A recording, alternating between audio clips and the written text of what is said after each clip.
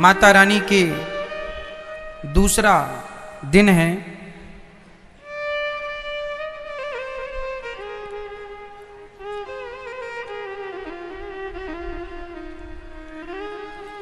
मां भगवती को आज ब्रह्मचारिणी के रूप में पूजा जाता है। जब माता पार्वती भगवान शिव को प्राप्त करने के लिए तप कर रही थीं, 10,000 वर्षों तक माता पार्वती जी ने बिल्व पत्र खाकर भगवान शिव की आराधना की।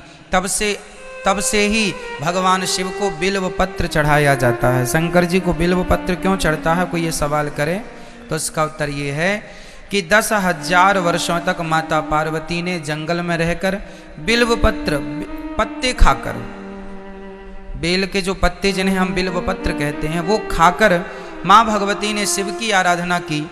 इससे भगवान शिव प्रसन्न हुए और उन्होंने कहा कि मेरी आराधना करके आपने बिल्व पत्र खा खा कर मेरी आराधना की, इस बिल्व पत्र ने आपके प्राणों की रक्षा की, तो अब मैं इसे धारण करूंगा। इसलिए भगवान बिल्व पत्र स्वीकार करते हैं। और भगवान माँ भगवती ने जो 10,000 वर्ष तक घोर तप किया, उस समय तप कर रही थी तो वो ब्रह्मचारिणी ही है। तो उस ब्रह्मचारिणी स्वरूप का आज पूजन होता है माँ भगवती का दूसरे दिन। इसलिए आज माँ भगवती के अनेक रूप हैं, अनेक स्वरूप हैं। भगवान माँ भगवती के अनेक नाम हैं, अनेक नाम हैं। उनमें से एक नाम है ब्रह्मचारिणी। और ब्रह्मचारी केवल वो नहीं जो शादी ना करे, केवल आज की भाषा में लोग क्या मानते हैं, जो शादी ना करे उसे लोग अरे ये ब्रह्मचारी है। ना जी, शादी करने के बाद भी जो स्त्री अपने पति के अतिरिक्त किसी पर पुरुष को ना देखती हो, और जो पुरुष अपनी पत्नी के अतिरिक्त किसी पराई नारी को ना देखता हो, वो गृहस्थ में रह के भी ब्रह्मचारी ही कहलाते हैं। ये ब्रह्मचर्य है। स्त्री भी ब्रह्मचारी है और पुरुष भी ब्रह्मचारी है। जो अपने गृहस्थ को बड़ी मर्यादा में चलाएं, मर्यादित रहें, वो सब ब्रह्मचारी ही हैं। तो आज के दूसरे दिन की नवरात्रि से हम ये जानें कि माँ भगवती हमें ये कहना चाहती हैं कि हम भी ब्रह्मचर्य का पालन करें। कुल मिला के द्वितीयम ब्रह्मचारिणी, प्रथमम शैलपुत्री च द्वितीयम ब्रह्मचारिणी। हमें ब्रह्मचारी बनना चाहिए। आज हम लोगों का विवाह गृहस्थ जीवन क्यों है? गृहस्थ जीवन का अर्थ ये नहीं है कि आप जरूरत से ज़्यादा भोगी हो जाएं।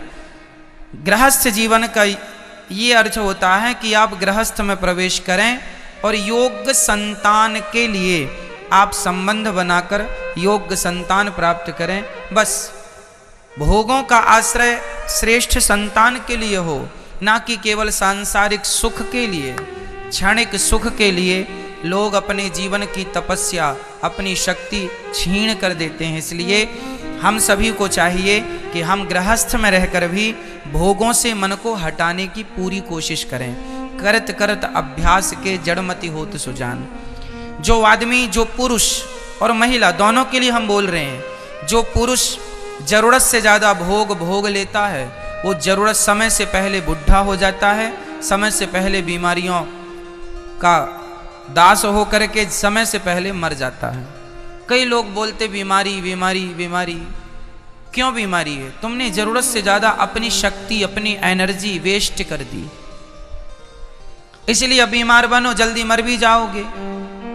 रोग प्रतिरोधक क्षमता समाप्त हो जाएंगी, क्योंकि शक्ति तो वही है, एनर्जी तो वही है। इसलिए पुरुष अपने तेज को, अपने वीर्य को बचा के रखे। वो उसकी ताकत है, वही उसका बल है, वही उसका सबसे बड़ा धन है ना।